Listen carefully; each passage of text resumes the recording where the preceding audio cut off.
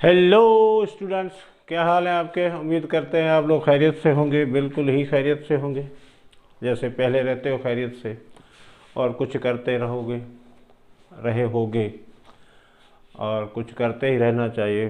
फारिग तो बिल्कुल ही नहीं बैठना चाहिए। जो भी काम आपको समझ में आता है वो करते रहो। ऐसे ही आप लोगों ने जो है वो आगे तरक्की करनी है। कंफर्टेबल जोन से बाहर निकलो, हर वक्त अपने आप को बिज़ी रखने की कोशिश करो, और जो बिज़ी रहता है वो ही कुछ न कुछ कर सकता है। तो आज हमारा जो टॉपिक है वो है मैथमेटिक्स क्लास 9 का चैप्टर नंबर 8 क्वाड्रेटिक इक्वेशन। अब यहाँ पर क्वाड्रेटिक इक्वेशन जो है वो आप शायद पहली बार पढ़ रहे होंगे, या इससे पहले भी पढ़े होंगे, नाम सुना होगा। तो वो जो है वो किस तरह सॉल्व किए जाते हैं, कितने तरीके हैं, और क्वाड्रेटिक इक्वेशन की डेफिनेशन वगैरह है वो हम पढ़ेंगे, और उसके कुछ सॉल्यूशन और 8.1 इक्वेशन जो एक्सरसाइज है वो हम करने की कोशिश करेंगे। ठीक है, कंप्लीट करने की कोशिश करेंगे टाइम में रहते हुए। तो पहले हम चलते हैं क्वाड्रेटिक इक्वेशन की डेफिनेशन और उसके बारे में जो इन्फॉर्मेशन है वो आपको थोड़ी बहुत पहुंचाएं, ताकि आपका कंसेप्ट कुछ इमेजिनेशन हो कि ये इक्वेशन किस तरह की होती है। ठीक है, तो क्वाड्रेटिक इक्वेशन जो है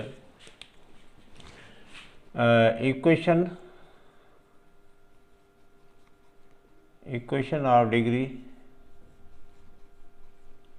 2 इज कॉल्ड क्वाड्रेटिक इक्वेशन। कौन सी इक्वेशन है जिसकी डिग्री कितनी हो, 2 हो। अब आप कहते हैं भाई डिग्री क्या होती है। तो डिग्री आपने पॉलिनोमियल कभी पढ़े हैं ज़िंदगी में। ठीक है जी, अगर आपने कभी ज़िंदगी में पॉलिनोमियल्स पढ़े हैं तो उसमें जो टर्म कंटेनिंग हाईएस्ट डिग्री किसको कहते हैं, term containing highest power, term containing highest power is called degree of the equation or polynomial। ठीक है जी, तो किस तरह जो मैं बात कर रहा हूँ उसको समझने की कोशिश करें। यहाँ पर मैं कुछ इक्वेशन लिख रहा हूँ तो उससे आपको अंदाज़ा हो जाएगा कि मैं क्या कहना चाहता हूँ आपसे। मैं ये कहना चाह रहा हूँ कि भाई जिस पॉलिनोमियल में या इक्वेशन में सबसे ज़्यादा हाईएस्ट पावर होगा वही डिग्री होगा।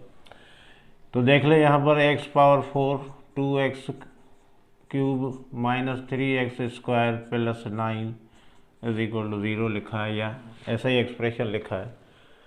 तो यहाँ पर आप देखें आपका जो एक्सप्रेशन या इक्वेशन है उसमें सबसे बड़ा पावर कहाँ पे है, यहाँ पे है हाईएस्ट पावर। हाईएस्ट पावर कहाँ पे है, x पावर 4 है। तो इस इक्वेशन की डिग्री क्या बनेगी, 4।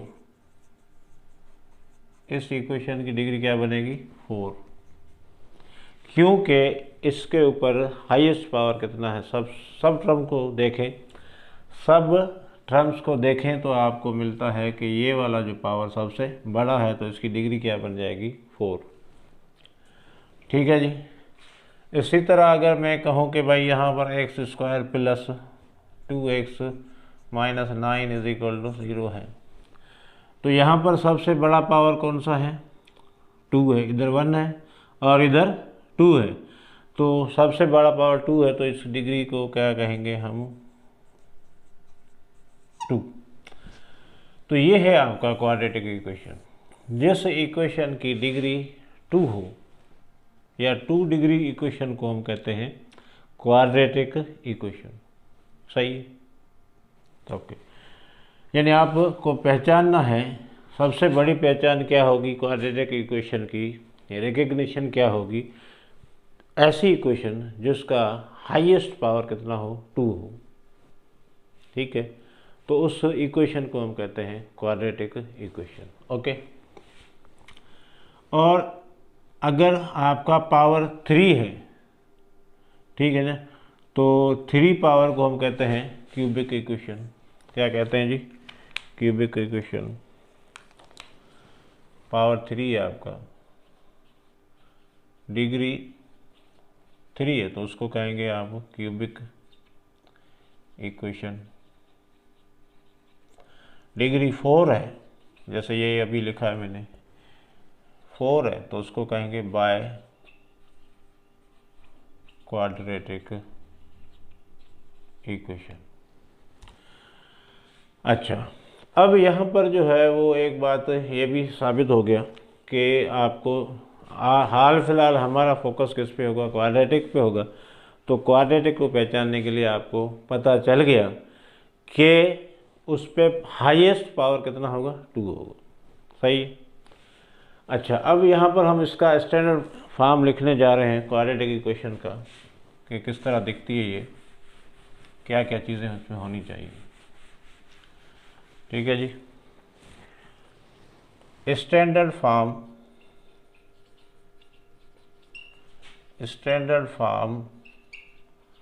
Of quadratic equation. Standard form क्या होता है इसका भाई? ax square plus bx plus c is equals to 0। ये है इसका स्टैंडर्ड फॉर्म। सही है जी। अच्छा, अब इस स्टैंडर्ड फॉर्म में देखें हाईएस्ट पावर कितना है? 2 है, तो क्वाड्रेटिक तो हुआ। a यहाँ पर a b c सारे ही क्या हैं? कांस्टेंट है, नंबर है। ठीक है, कोई भी नंबर है, नेचुरल नंबर है, रियल नंबर है, मगर यहाँ पर वेरिएबल क्या है आपका? x है, और x का सबसे बड़ा पावर कितना है? 2 है। तो इस इक्वेशन को हम कहते हैं क्वाड्रेटिक इक्वेशन। सही। अच्छा, अब यहाँ पर ये एक्स स्क्वायर का कोफिशिएंट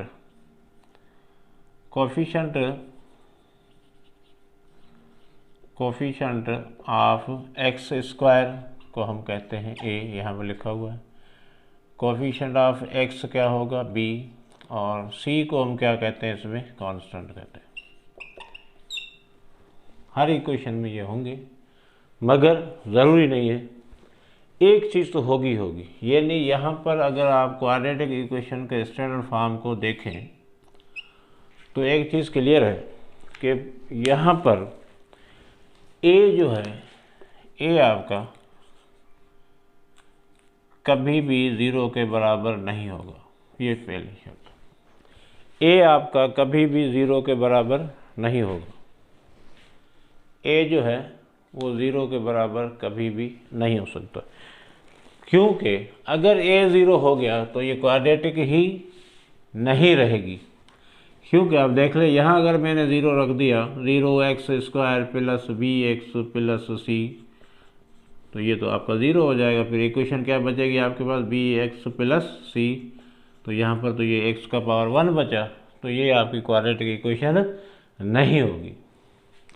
इसका मतलब है कि यहाँ पर a कभी भी 0 नहीं हो सकता। पहली बात, पहले आपने क्या नोट किया कि इसका पावर हाईएस्ट कितना होना चाहिए? 2।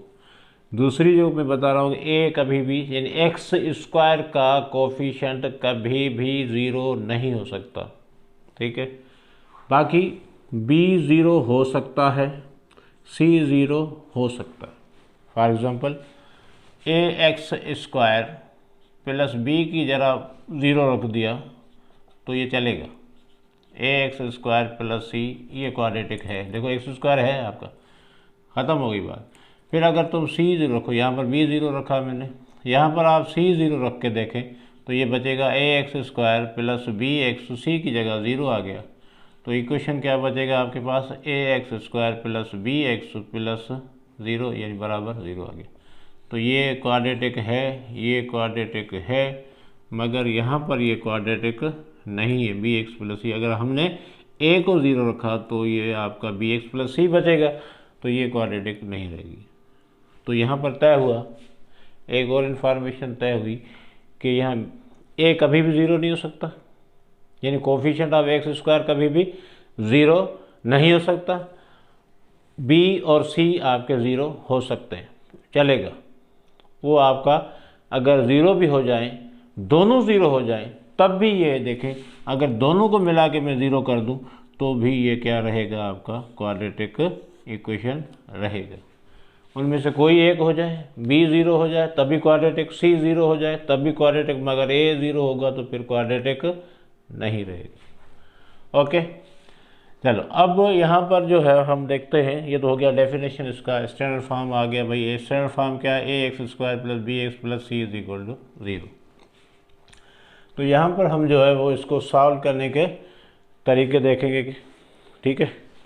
अब हम जा रहे हैं इसको सॉल्व करने के तरीके, तो वो कैसे करते हैं, how to solve the quadratic equations, यानी solution of the quadratic equation. Solution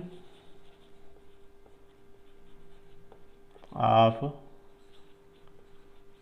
quadratic equation, तीन तरीके हैं जिसके, फैक्टराइजेशन करके हल कर सकते हैं उसको, एक तरीका। दूसरा कंप्लीटिंग स्क्वायर मेथड है, कंप्लीटिंग स्क्वायर मेथड है।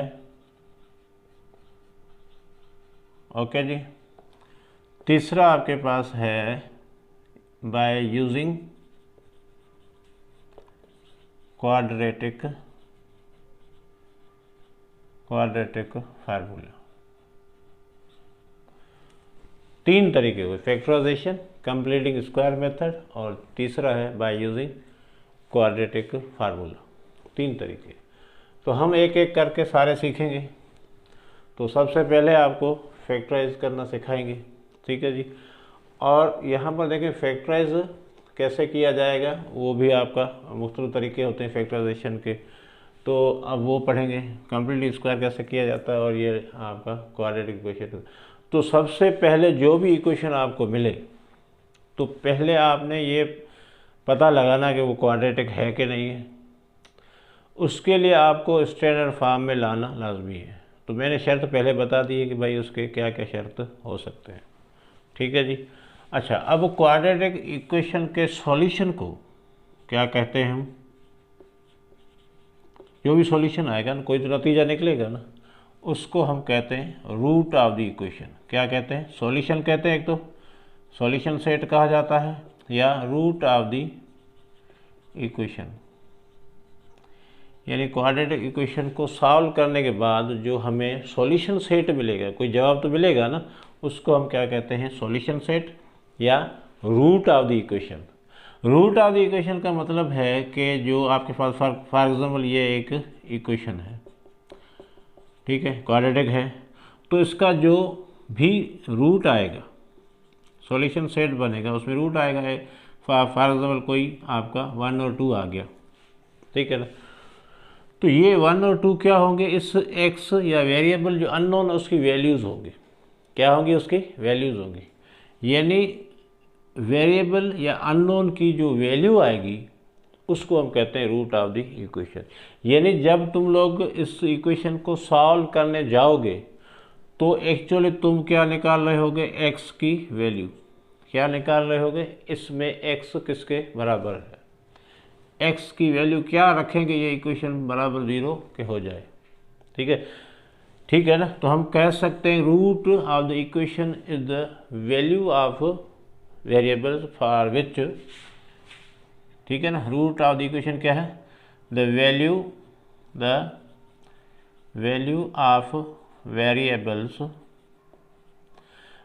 Of variables for which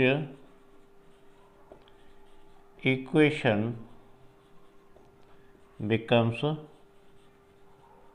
true. Equation सही साहब, यानी यहाँ पर अगर मैं x की वैल्यू निकालूँ तो यहाँ पर पुट करूँ तो ये वाकई 0 के बराबर आ जाए, यानी 0 हो जाए, तो हम कहेंगे कि ये रूट ऑफ द इक्वेशन है। ये अभी हम साबित करते हैं आगे चल के, ठीक है। तो ये ध्यान में रखना, रूट ऑफ द इक्वेशन या सॉल्यूशन सेट किसको कहते हैं, वेरिएबल की वैल्यू को कहते हैं। वो वैल्यू जिसकी वजह से इक्वेशन में अगर वो रखें तो वो वाकई इक्वेशन सही साबित हो जाए तो उसको, उस वैल्यू को हम कहेंगे रूट ऑफ द इक्वेशन या रूट्स ऑफ द इक्वेशन और या सॉल्यूशन सेट। अब जो भी इक्वेशन है उसका जितना हाईएस्ट पावर होगा, डिग्री होगी, उतने ही रूट्स निकलेंगे। फॉर एग्जांपल जैसे आपने पहले लीनियर पढ़ा तो उसमें एक रूट निकल रहा था, एक्स की वैल्यू कितनी आ रही थी, एक, क्योंकि पावर उसका कितना था, एक था। यहाँ पर क्वाड्रेटिक के पावर हाईएस्ट पावर कितना होता है, 2 होता है, तो यहाँ पर रूट कितने निकलेंगे, 2 निकलेंगे। क्यूबिक है जिसका पावर हाईएस्ट कितना है, डिग्री कितनी है, 3 है, तो उसके पावर आपके रूट्स कितने निकलेंगे, 3। बाय क्वाड्रेटिक है तो उसके रूट्स कितने निकलेंगे आपके, 4 निकलेंगे। तो जितना आपका पावर होगा यानी हाईएस्ट पावर होगा जिसको हम डिग्री कहते हैं, उतने ही आपके रूट्स उस इक्वेशन के निकलेंगे। तो तय हुआ कि आपका क्वाड्रेटिक इक्वेशन के जो हैं रूट्स कितने निकलेंगे, 2 निकलेंगे। सही है, चलो नोट कर लें। हम अब जाते हैं प्रॉब्लम पे। और पहला जो मेथड है वो आपका है फैक्टराइजेशन। उस पर हम करते हैं कि फैक्टराइज किस तरह करना है वो पहले सिखा लेते हैं आपको, फिर दूसरे तरीके। ठीक है जी, हो गया। अब क्वेश्चन नंबर 1 का पहला पार्ट है। क्वेश्चन नंबर, एक्सरसाइज कौन सी है भैया आपकी, एक्सरसाइज है 8.1 और क्वेश्चन नंबर 1 का पहला पार्ट है x square plus 5x plus 6 is equals to 4, sorry 0 है, sorry, x square plus 5x plus 6 is equals to 0। चले, अब यहाँ पर क्या तरीक़ेकार है कि यहाँ पर भी आपने 8वीं क्लास में वगैरह में पढ़ा होगा, जो लोअर क्लास जो इससे पहले की थी, उसमें ये पढ़ा है कि आप अगर 3 टर्म हैं तो या तो उसका जो कोई अगर कॉमन है तो वो ले लें। कॉमन यहाँ तो निकल नहीं सकता क्योंकि आपका सारे टर्म एक जैसे नहीं है, यानी कहीं पर भी कोई चीज़ कॉमन 1 के अलावा कुछ नहीं नज़र आ रहा। तो टर्म्स कितने आपके पास, 3 है। तो इस तरह के जो इक्वेशन होते हैं उसकी जो है ये मिडिल टर्म होती है ना, ये वाली मिडिल टर्म, ये वाली, इसको ब्रेक करना पड़ता है। इसको हम कहते हैं मिडिल टर्म ब्रेक करना। ठीक है, ये कैसे ब्रेक करें, इसका कोई जादू है, कोई तरीक़ेकार तो होगा ना। तो ये सिंपल तरीक़ेकार ये है कि यहाँ पर पहले आप देखें, इसको स्टैंडर्ड फॉर्म में तो है, चलो कौन सा फॉर्म में देखें, ax square plus bx plus 6 is equal to 0। a की जगह क्या है 1, b की जगह क्या है 5, c की जगह क्या है 6, स्टैंडर्ड फॉर्म में है। तो तरीक़ेकार ये है कि भाई अगर तुम मिडिल टर्म ब्रेक करना चाहते हो फैक्टराइज करने के लिए तो क्या करना पड़ेगा आपको, a और c को पहले मल्टीप्लाई कर दे, a और c को मल्टीप्लाई कर दे तो a कितना है 1 है, c कितना है 6 है, इज इक्वल टू 6 आ गया, हो गया। जो टर्म इधर आएगा, जो नंबर आएगा उसका फैक्टराइज करें, उसको क्या करें, फैक्टराइज करें। 2 3 ज़ा 6, तो 6 के फैक्टर क्या बने 2 इंटू 3, 1 भी आता है, चलो 1 भी लिख लो। ठीक है जी। अब यहाँ पर 1 तो आपका सबका होता है फैक्टर, सबका साझा है, 2 और 3 निकले। तो 2 और 3 वो नंबर हैं जो हमें मदद दे सकते हैं मिडिल टर्म को तोड़ने में। ठीक है, मगर यहाँ पर ये सोचना होगा कि भाई ये मिडिल टर्म प्लस 6 है, तो भाई ये भी प्लस का ये भी प्लस का, दोनों प्लस के रखने पड़ेंगे, प्लस इंटू प्लस 6, या दोनों माइनस के रखने पड़ेंगे, ऐसा भी तो हो सकता है ना, दोनों माइनस के भी रख सकते हो। माइनस देखें फॉर एग्जांपल मैं 2 और 3 को प्लस करता हूँ तो ये 5 आ रहा है मिडिल टर्म। ठीक है, नहीं तोड़ सकता हूँ 2 और 3 में, 5 को मैं तोड़ सकता हूँ 2 और 3 में, और यहाँ पर क्या है प्लस है, तो दोनों को मैं प्लस रखूँगा तो प्लस इंटू प्लस क्या हो जाएगा, प्लस हो जाएगा, और 2 इंटू 3 कितना आ जाएगा 6 हो जाएगा। तो यहाँ पर ये तय हो रहा है कि भाई मिडिल टर्म इस तरह ब्रेक करना है, यहाँ से 2 फैक्टर्स में आपको ऐसे नंबर उठाओ, 2 फैक्टर्स ऐसे उठाओ जिनको अगर मल्टीप्लाई करें तो ये आ जाए, और जिनको प्लस या माइनस करें तो क्या आ जाए, मिडिल टर्म आ जाए। ठीक है ना।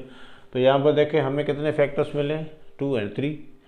2 और 3 को मैं मल्टीप्लाई करता हूँ, यानी दोनों प्लस के मल्टीप्लाई करता हूँ तो क्या आ जाता है आपका 6। 2 और 3 को मैं प्लस करता हूँ तो कितना आ जाता है 5। तो यानी मैंने इस इक्वेशन को तोड़ने का तरीका क्या ढूंढा, 2 + 3 में रखूँगा 5 को, ये x बाहर रख दिया = 0।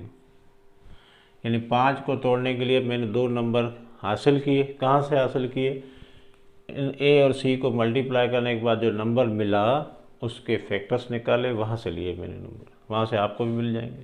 ठीक है, सबको मिल जाएंगे। दूसरी बात मैं ये कह रहा हूँ कि यहाँ पर अगर प्लस है तो ये दोनों एक जैसे ही बनेंगे, यानी सिंबल दोनों का एक ही रखा है, जो आपका प्लस माइनस का सिंबल है। यहाँ पर या तो दोनों प्लस में रखने पड़ेंगे क्योंकि माइनस इंटू माइनस प्लस हो जाएगा, और अगर प्लस के दोनों प्लस के रखने पड़े। तो यहाँ पर प्लस का है और हमें 2 और 3 को जमा करना है, तो यहाँ पर 5 बनना, ये भी प्लस का है और ये भी प्लस का है, तो ये दोनों क्या बनेंगे, प्लस के बनेंगे। अब जैसे जैसे आगे बढ़ते जाएंगे तो मैं सारे कंडीशन आपको बताते जाऊँगा। ओके जी। अब यहाँ पर हो गया x दोनों से मल्टीप्लाई होगा, x² 2 × x 2x, 3 × x 3x + 6 = 0। अब 3 में से 4 टर्म बन गए। पहले कितने टर्म थे, 3, अब कितने बन गए हैं, 4। तो पहले इसमें से कॉमन ले लो, इनमें देखो क्या कॉमन है, 2 टर्म में। यहाँ पर कॉमन क्या आ रहा है, x दोनों में है।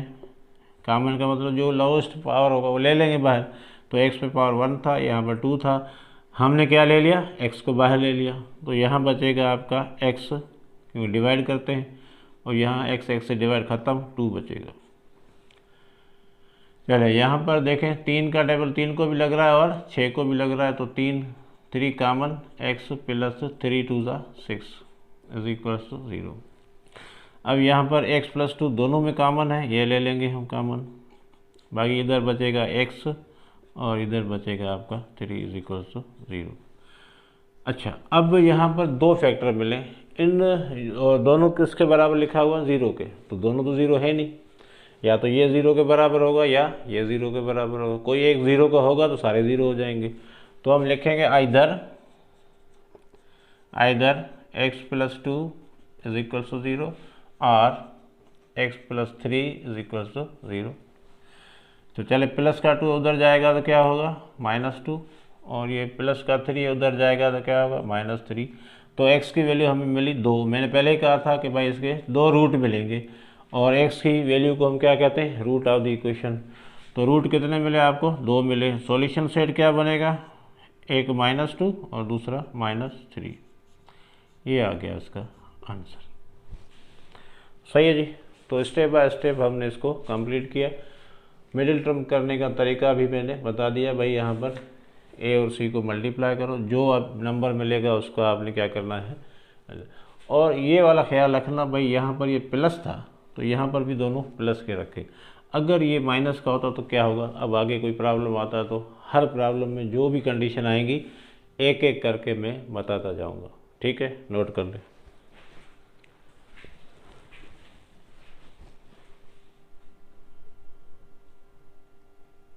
हो गया जी। चले, नेक्स्ट प्रॉब्लम है आपका क्वेश्चन नंबर 2। क्वेश्चन नंबर 2 यानी 1 का 2 इसका आपका क्या आता है, पार्ट है। चले, सेकंड पार्ट में है आपके पास। अब बहुत सारी बातें जो है मैं डायरेक्ट करूँगा क्योंकि स्टेप सीखते हो आप। 6x² minus x - 1 =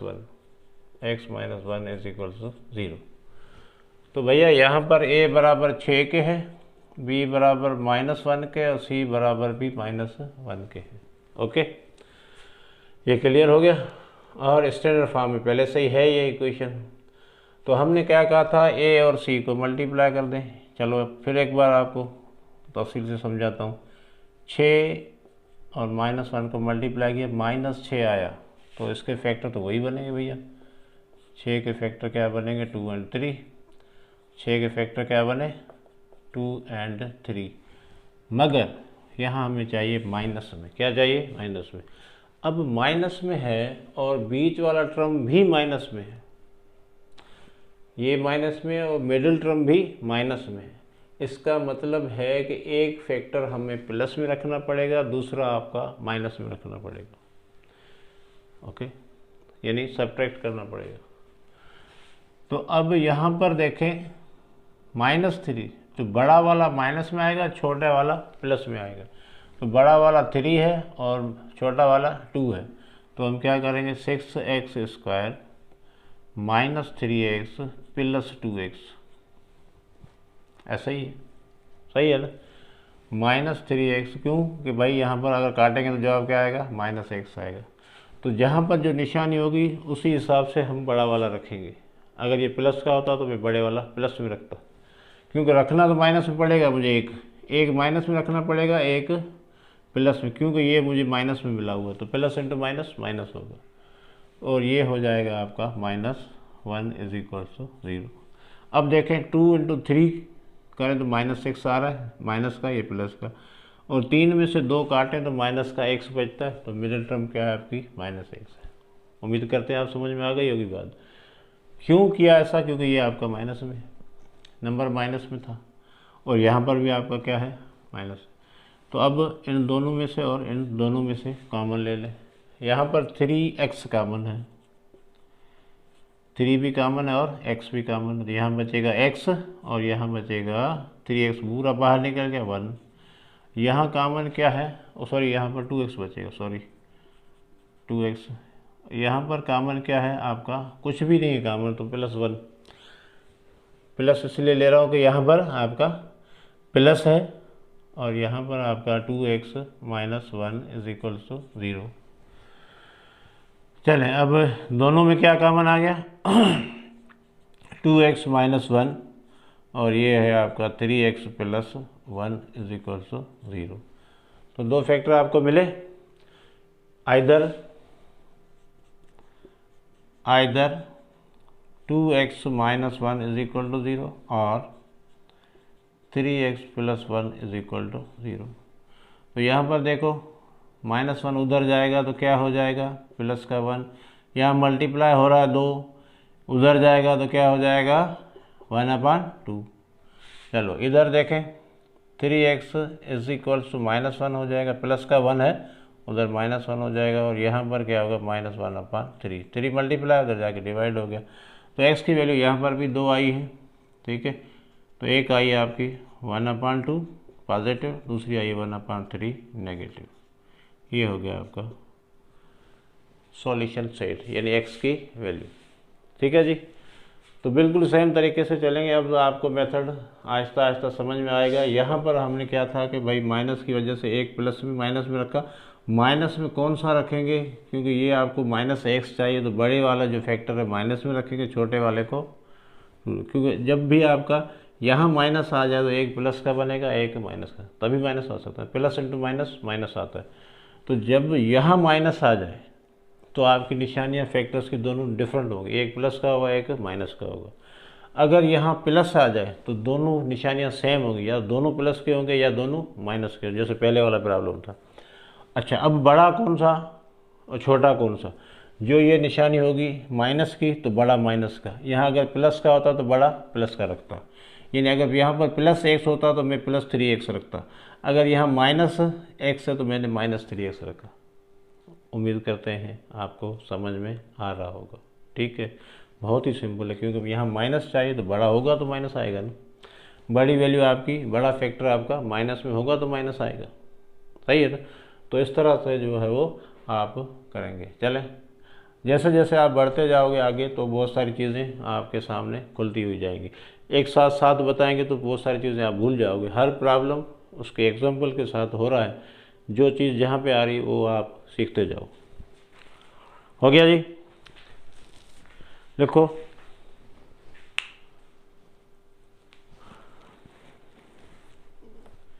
next problem है क्वेश्चन नंबर 3, क्वेश्चन नंबर 1 का 3। चलें जी, यहाँ पर बराबर में आ सकता है तो यहाँ लिख देते हैं, यहाँ लिख देते हैं। 3 है आपके पास x square minus 11x plus 30 is equal to 0। तो भैया यहाँ पर a बराबर 1 के है, b बराबर -11 के है, c बराबर 30 के है। तो a और c को मल्टीप्लाई करो, a और c को मल्टीप्लाई करेंगे तो जवाब आएगा 30। 1 और 30 को जो, अब 30 के फैक्टर निकालेंगे, 30 के फैक्टर निकाल लेते हैं। 15 मरतबा, 5 मरतबा, 1 मरतबा, तो 3 to the 6 आ गया ये, और यहाँ पर 5 आ गया। अब देखो यहाँ पर 30 के फैक्टर हम कौन से उठा रहे हैं, 6 और 5 को, सारे तो नहीं। अब हमने नंबर 2 बनाने, अब जितनी लिस्ट बड़ी बड़ी बनेगी उसको हमने 2 फैक्टर्स ऐसे में कन्वर्ट करना जो हमें चाहिए। तो 6 और 5 मैंने क्यों लिखा, क्योंकि 6 और 5 को जमा करता हूँ तो 11 आ जाता है ना। 6 और 5 को यानी 11 को तोड़ना है ना, मिडिल टर्म ब्रेक का मतलब 11 को तोड़ना, 2 हिस्सों में तोड़ना है। तो 6 और 5 मेरे पास है, 6 और 5 में तोड़ूंगा तो 11 बन जाएगा, यानी 11 को 6 + 5 लिख सकता हूँ ना मैं। और इन दोनों को मल्टीप्लाई करता हूँ तो कितना आ जाता है 30, और 30 आपका प्लस में दिया हुआ है। तो दोनों मिडिल टर्म में जो टूटेंगे वो दोनों की निशानियाँ सेम होंगी, या तो दोनों प्लस के होंगे या दोनों माइनस के होंगे। ओके चले, तो यहाँ पर देख रहे हैं ये आपके किस तरह होते हैं भाई, x square minus 6 + 5 11 x + 30 is equals to 0। अब देखिए ये माइनस बाहर मल्टीप्लाई हो रहा है, तो x square -6x - 5x + 30 is equal to 0। ये माइनस दोनों से मल्टीप्लाई होगा। अब देखो माइनस का 6 और माइनस का 5 11 हो गया, 11 हो गया कि नहीं हो गया। और दोनों को मल्टीप्लाई करें, माइनस के 6 और माइनस के 5 को मल्टीप्लाई करो तो माइनस इंटू माइनस प्लस, 6 × 5 30, दोनों काम हो गए हमारे। मल्टीप्लाई करने से +30 आ रहा है और ऐड करने से -11 आ रहा है। मिडिल टर्म आपका ब्रेक हो गया। तो यहाँ से यहाँ तक, यहाँ से यहाँ कॉमन ले लें, x -6, यहाँ -5 कॉमन है। देखो 5 यहाँ पर भी लग रहा है और 30 को भी लग रहा है, तो कॉमन हो गया, मल्टीपल है। x माइनस आपका 6 इज इक्वल्स टू 0। अब दोनों में x - 6 कॉमन है और ये x - 5 हो गया is equals to 0। Either x - 6 is equal to 0 और x - 5 is equal to 0, x is equal to 6, x is equal to 5। Solution set क्या बना आपका 6 और 5, ये है गया आंसर। तो बहुत ही सिंपल, ठीक है जी। चलें जी, अब आते हैं क्वेश्चन नंबर 4 पे। अब हमारी गाड़ी थोड़ी स्पीड पकड़ेगी क्योंकि मेथड सारे हो गए हैं। अब जो तरीक़ेकार हमने आपको बताए हैं इसी हिसाब से हम चलते रहेंगे। चलें, क्वेश्चन नंबर 4, क्वेश्चन नंबर 4 करने जा रहे हैं। आप नोट कर लिया करें, बस स्क्रीनशॉट मारो भाई। क्वेश्चन नंबर 4 है, बड़ा अच्छा क्वेश्चन लगा दिखाई दे रहा है। x² - 2x is equal to 0। यहाँ पर देखो c की वैल्यू है ही नहीं, c हो गया आपका 0। तो मैंने कहा था c 0 हो सकता है, हो गया। फिर भी ये क्वाड्रेटिक कहलाएगा, क्यों, स्क्वायर है इधर, a और b की वैल्यू मौजूद है, c आपका 0 हो गया। चलो कोई बात नहीं, फिर भी क्वाड्रेटिक तो है। तो यहाँ पर देखें आपका 2 ही टर्म में, तो मिडिल टर्म ब्रेक करने का तो सवाल ही नहीं पैदा होता, मिडिल टर्म है ही नहीं है कोई आपके पास। 3 टर्म हो तो मिडिल टर्म देखें, तो ये आपके 2 ही टर्म हैं, लास्ट टर्म है ही नहीं। तो यहाँ दोनों में क्या कॉमन आ रहा है, x, और यहाँ बचेगा x - 2 इज इक्वल्स टू 0। अब 2 फैक्टर आ गए, एक ये आ गया ब्रैकेट से बाहर जो पड़ा हुआ है, और एक है आपका x - 2। तो either x is equal to 0 और x - 2 इज इक्वल टू 0। तो x तो 0 आ गया, पहला तो आ गया। अब यहाँ पर x इज इक्वल टू क्या हो जाएगा 2। तो सॉल्यूशन सेट क्या बना भैया, एक बना 0 और दूसरा बना 2। तो ये तो डायरेक्ट हो गया, जल्दी ही हो गया। ठीक है जी, चले जी। क्वेश्चन नंबर आपका 5 है। क्वेश्चन नंबर 5 में है जी x² minus 2x, x² minus 2x ये जी माइनस 15 इज इक्वल्स टू 0। तो यहाँ पर a बराबर 1 है, b बराबर -2 है, c अब लिखने की ज़रूरत नहीं मगर मैं आपको समझाना चाहता हूँ। तो a और c को मल्टीप्लाई करें तो क्या आएगा, 1 इंटू -15 इज इक्वल टू -15, और -15 के फैक्टर क्या हैं, 15 के फैक्टर बनते हैं 5 इंटू 3। अब यहाँ पर देखो 5 इंटू 3 मल्टीप्लाई करें तो 15 आ जाएगा। चलो, मगर एक रखना पड़ेगा, माइनस का 15 है, एक प्लस का रखना पड़ेगा, एक माइनस का रखना। अब बड़ा वाला मैंने कहा था जो ये निशानी तय करेगी, बड़ा वाला कौन सा होना चाहिए, माइनस में होना चाहिए, और छोटे वाला किस में होना चाहिए, प्लस में होना चाहिए। ये निशानी बताएगी तो फैक्टर बड़ा वाला कौन सा होना चाहिए। ये वाली निशानी मिडिल टर्म की जो निशानी है, यानी सिंबल है, नेगेटिव या पॉजिटिव। अगर मिडिल टर्म आपका नेगेटिव है तो बड़ा फैक्टर नेगेटिव में रखना पड़ेगा, अगर ये माइनस में तो। अगर आपका मिडिल टर्म नेगेटिव है तो बड़ा फैक्टर नेगेटिव रखना पड़ेगा। अगर आपका मिडिल टर्म पॉजिटिव है तो बड़ा फैक्टर आपका पॉजिटिव रखना पड़ेगा और छोटा नेगेटिव। क्योंकि रखने तो आपको, अगर आपका ये कांस्टेंट माइनस का है ना, तो बेटा आपको एक प्लस में रखना पड़ेगा, एक माइनस में रखना पड़ेगा। कौन सा प्लस में रखें, कौन सा माइनस में रखें, तो वो तय कौन करेगा, ये वाली निशानी। अगर ये वाली निशानी नेगेटिव, अब देखो यहाँ पर नेगेटिव तो हम बड़ा वाला क्या रखेंगे, माइनस में रखेंगे। बड़ा वाला कौन सा है, 5 है, -5x। छोटा वाला कौन सा है, 3 है, +3x। अब 5 में से 3 गया, 2, माइनस के 2 बचेंगे कि नहीं बचेंगे, ओके। -15 इज इक्वल्स टू 0, यहाँ से लेकर यहाँ तक, यहाँ। अब x कॉमन, तो x -5, यहाँ पर 3 कॉमन है, 3 इधर भी लग रहा है, इधर भी लग रहा है, +3 कॉमन, x -5। चलिए मैं x -5 कॉमन, x +3 बच गया इधर, is equal 0। Now either x -5 is equal to 0 और x +3 इज इक्वल टू 0। तो x इज इक्वल टू यहाँ माइनस का 5 प्लस का हो जाएगा, और ये क्या हो जाएगा, माइनस का 3 हो जाएगा। तो सॉल्यूशन सेट क्या बना, 5 एंड -3। बहुत ही आसान। ओके जी, ये था आपका 5वां नंबर प्रॉब्लम नंबर 5। ठीक है जी, चले अब आगे 6-7 प्रॉब्लम हैं या 8 हम देखते हैं कितने हैं। कितने भी हैं अब तो आप आराम से कर लोगे। चले इसको नोट कर लिया, मिटा दूँ।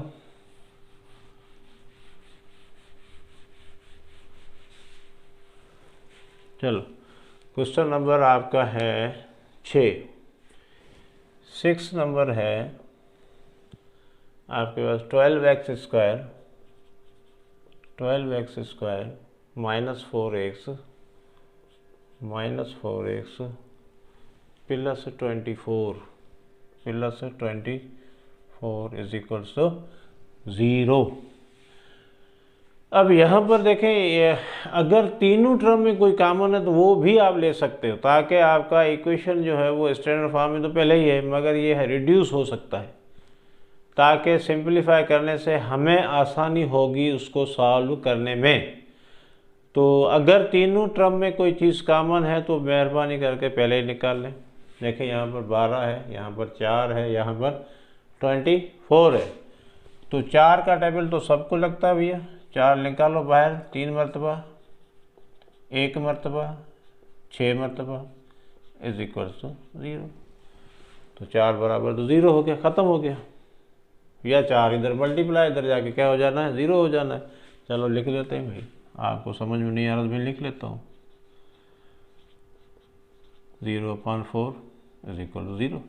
तो ये इक्वेशन क्या बन रही है, 3x² - x + 6 is equal to 0। Now a into c, तो यहाँ पर 3 × 6 = 18। अब 18 के फैक्टर निकाल लें, क्या निकलेंगे 9 3 3। तो ये आपके दो फैक्टर निकल के आए, क्या निकले 3 × 6, 3 × 6 और 3, चलो नहीं हो रहा काम। तो यहाँ पर जो आपको क्या चाहिए, मिडिल में क्या चाहिए आपको, चाहिए आपको, सॉरी क्या चाहिए आपको, हाँ -x चाहिए, -1 चाहिए।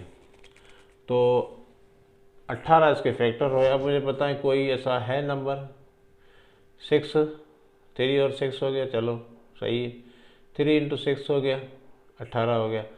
और दूसरा तरीका है 9 × 2, 18 हो गया। तो 9 में से 2 कटेंगे तो नहीं आएगा, 6 में से 3 काटेंगे तो भी नहीं आ रहा, क्योंकि दोनों आपके जो फैक्टर हैं वो सेम निशानी की चाहिए। यहाँ पर क्या है आपका प्लस का है। तो अब आपका जो इक्वेशन है, तो गड़बड़ तो मैं कर चुका, अब पता नहीं कौन सी गड़बड़ की है, देखता हूँ मैं। 12x² इक्वेशन रकम देखते हैं पहले, 12x² - 4x सही है, +24। चलो यहाँ से कॉमन लिया हमने 4, तो 4 का टेबल 12 को लगेगा 3 मरतबा, सही है। -4 को 1 मरतबा, सही है। और 24 को लगेगा 6 मरतबा, सही है। ये हो जाएगा 18। 18 के फैक्टर 6 × 3 भी हो सकता है, 9 × 2 भी हो सकता है। तो इस तरह ये मिडिल टर्म आपका ब्रेक हो रहा है। तो मुझे किताब में देखने दीजिए रकम, पहले किताब में रकम चेक करने दें, मैंने कोई निशानी वगैरह गलत तो नहीं लिखी है। हो जाता है भाई, बड़े बड़े शहरों में छोटी छोटी गलतियां तो हो ही जाती हैं ना। चलें अभी नोट कर लेते हैं। चलो जी, अब यहाँ पर कहाँ गया इक्वेशन, खो गया, कहाँ खो गया, अरे ये तो 2 है भाई, यहाँ पर है। चले, ओहो हो 41x है भाई, 41x है। क्या है 41x, 4 नहीं है यहाँ पर, सॉरी 41 है। मुझे दूर से 4 नज़र आ रहा था, सामने रकम। चलो भाई यहाँ पर ये 40, क्यों ये तो मिडिल टर्म ब्रेक नहीं हो रहा, तो क्यों यहाँ पर क्या है 41 है। चले ऐसा ही होता है। अब आपका ये होगा, अब कोई कॉमन नहीं निकल रहा, तो हम क्या करेंगे, a × c करेंगे, 12 × 24। तो 12 × 24 कर लेते हैं भाई, कितना होगा 48, 24 और 4 28, 288 हो जाएगा। तो इसके फैक्टर्स निकालेंगे, 288 के क्या आते हैं देखें, 288 के फैक्टर्स निकालो, 2 4 4, फिर 2 7 2, फिर 2 36, फिर 2 18, फिर 2 9, फिर 3 3, फिर 3। अब हमें क्या चाहिए, मिडिल में चाहिए 41। यहाँ प्लस है तो दोनों आप माइनस के रखने पड़ेंगे, दोनों यहाँ माइनस है ना, दोनों माइनस के रखने पड़ेंगे। फैक्टर चाहिए 2 हमें, जिनको हम ऐड करें तो 41 आए और मल्टीप्लाई करें तो 288 आए। चलो भाई, तो यहाँ पर 9 18 और ये 36, 18 और ये 36 हो गया। देखिए 3 3 ज़ा 9, 9 2 ज़ा 18, 18 2 ज़ा कितना हो जाएगा 36, और यहाँ पर ये कितने हो जाएंगे 8। तो ये 36 और 8 कितने से 41 तो नहीं हो रहे। चलो ये तो नहीं हुआ, ये आपका नहीं हुआ काम। तो चले ऊपर से चलते हैं अब, 2 2 ज़ा 4, 4 2 ज़ा 8, 8 2 ज़ा 16, 16 2 ज़ा कितना हो जाएगा 32। इधर से इधर पकड़ते हैं तो ये हो गया 32, और 3 3 ज़ा कितना हो जाएगा 9। तो 32 और 9 कितने हो जाते हैं 41। तो क्या तरीका देखें आप, जैसे मैं कर रहा हूँ ऐसे ही आपने करना है। 2 ऐसे नंबर यहाँ से इन फैक्टर्स में से हमने बनाने, जिनका जो ऐड करें तो कितना आए 41 आ जाए। और मल्टीप्लाई करेंगे तो अब कितना आ जाएगा, 288 आ जाएगा, क्योंकि इसी के फैक्टर है। तो हमारे पास क्या आया, 12x² minus 32x minus 9x plus 24 is equals to 0। अब देखें 32 और प्लस 9 करेंगे तो 41 और माइनस का होगा, क्योंकि दोनों माइनस के, माइनस इंटू माइनस प्लस हो जाएगा तो 288 हो जाएगा। ओके, अब यहाँ से और यहाँ पर कॉमन ले लें। क्या कॉमन निकलेगा भैया, यहाँ पर आपका 4 कॉमन निकल सकता है और यहाँ पर क्या निकल सकता है आपका 3। तो यहाँ पर 4x कॉमन ले लेते हैं, ये लगेगा 3x माइनस क्या हो जाएगा 8, माइनस 3 कॉमन, तो यहाँ पर क्या बनेगा 3x और माइनस, देखो माइनस कॉमन लिया है तो ये प्लस वाला भी माइनस हो जाएगा। ये याद रखना, जब माइनस कॉमन लिया जाएगा तो अंदर वाली निशानियाँ अपोजिट आ जाएगी। माइनस 9x यानी 3x प्लस का हो गया और प्लस का 24 है, तो यहाँ पर प्लस बाहर निकल, माइनस बाहर निकल गया तो क्या बचेगा आपका, माइनस बचेगा। 24 को कितनी बार लगता है, 3 का डबल 8 मरतबा। और दूसरी सबसे बड़ी बात ये दोनों ब्रैकेट इस तरह के मेथड में सेम आनी चाहिए फैक्टराइजेशन में, नहीं तो फिर आपका थोड़ा सा भी सिंबल यानी आपका निशानी भी गलत हो गया तो भी आपका गलत हो जाएगा। तो यहाँ पर 3x माइनस 8 कॉमन और यहाँ पर बचा 4x minus 3 is equals to 0। तो 3x minus 8 is equal to 0 और 4x minus 3 is equals to 0। 3x is equal to 8, x is equal to 8/3 और ये क्या हो जाएगा 4x इज इक्वल टू 3 और x इज इक्वल टू 3/4। तो क्या आ गया आपका 8/3 और 3/4, ये आ गया आपका सॉल्यूशन सेट। सही है जी। तो ये वाला देखें आप, 2 नंबर वो लेने हैं जिसको ऐड या सब्ट्रैक्ट करने से मिडिल टर्म आ जाए और मल्टीप्लाई करने से ये पॉइंट आ जाए। सही है, चलो 6 हो गया आपका। अब जाते हैं 7 पे, क्वेश्चन नंबर 7 पे जाते हैं अभी।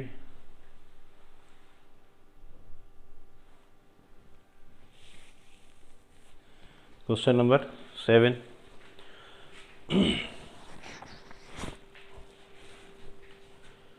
क्वेश्चन नंबर 7 जो है वो क्या है देखते हैं।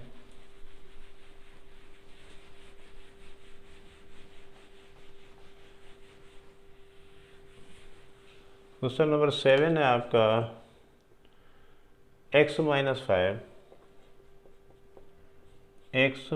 5 ऑल स्क्वायर और माइनस 9 इज इक्वल टू 0। चलें, अब यहाँ पर जो है ये स्टैंडर्ड फॉर्म में दिखाई नहीं दे रही हमें, तो हम पहला काम क्या करेंगे, पहली ही फुर्सत में इस इक्वेशन को स्टैंडर्ड फॉर्म में लाएंगे। उसके लिए इसको ज़ाहिर सिंप्लीफाई करेंगे, तो इसको खोल दें भाई, इसको स्क्वायर को खोल देंगे तो x square a plus b whole square का फार्मूला याद है ना, ए प्लस बी, सॉरी यहाँ माइनस का b, a minus b whole square is equal to a square minus 2ab plus b square. तो यहाँ पर हो जाएगा x square minus 2 × 5 10x plus 25 minus 9 is equals to 0। X square minus 10x 25 में से 9 हो गया 16 इज इक्वल टू 0। अब यहाँ पर फैक्टर हो जाएंगे, a इंटू सी करते हैं तो क्या आ जाएगा 1 × 16 इज इक्वल टू 16, क्योंकि a की वैल्यू 1 है। तो 16 के फैक्टर आप लोग एट टू ज़ा 16 और 8 और 2 कितने हो जाएंगे 10, हो गया simple. X square minus 8x, दोनों माइनस के रखने पड़ेंगे क्योंकि ये प्लस का है ना, माइनस इंटू माइनस प्लस हो गया, 8 टू ज़ा 16 हो गया, 8 और 2 कितने हो जाएंगे माइनस के 10x। तो इन दोनों को और इन दोनों को कॉमन ले लें, यहाँ पर x कॉमन है, x माइनस 8 हो गया, यहाँ पर 2 कॉमन है, x माइनस 8 हो गया। देखो प्लस की जगह माइनस आ गया क्योंकि माइनस हमने कॉमन लिया है। तो x माइनस 8 और दूसरा बना x minus 2 is equal to 0। Either x minus 8 is equal to 0 और x minus 2 is equal to 0, x is equal to 8 और x is equal to 2। Solution set आ गया 8 और 2। यहाँ रख के देखें, ये सही हो जाएगा, रख के देख लें इधर इक्वेशन में रखें, छोड़ो भाई, रख लेते हैं। चलो, x square minus 10x plus 16 is equal to 0। पहले 2 रख के देख लेता हूँ, छोटा है भैया, छोटा है तो पहले रखो। x का स्क्वायर कितना हो जाएगा 4, 2 का square minus 20 plus 16 is equal to 0। तो 16 और 4 20, 20 में से 20 गया 0, 0 बराबर 0, करेक्ट। ठीक है, इसी तरह 8 रखेंगे तो वो भी आपका बिल्कुल ही करेक्ट आएगा। तो ये आप भी चेक कर सकते हो, अपना दोनों रूट्स को चेक कर सकते हो कि वो सही हैं कि ये नहीं है सही। चले, अब आप नोट कर लें, आखिरी क्वेश्चन है इस पार्ट का, वो करने जा रहे हैं, the last but not least for this time. अभी के लिए आखिरी है, मगर हमारा आखिरी नहीं है, इस क्वेश्चन का आखिरी है, क्वेश्चन का आखिरी है। देखें कितनी खुशी हो रही है मुझे आखिरी क्वेश्चन पे पहुंचने पे, क्योंकि एक संगे मील हम अबूर करने जा रहे हैं। 1 milestone is going to be crossed now. 3x plus 4 whole square minus 16 is equals to 0। तो इसी तरह का ही है, और इसको आप स्क्वायरिंग कर लें आराम से।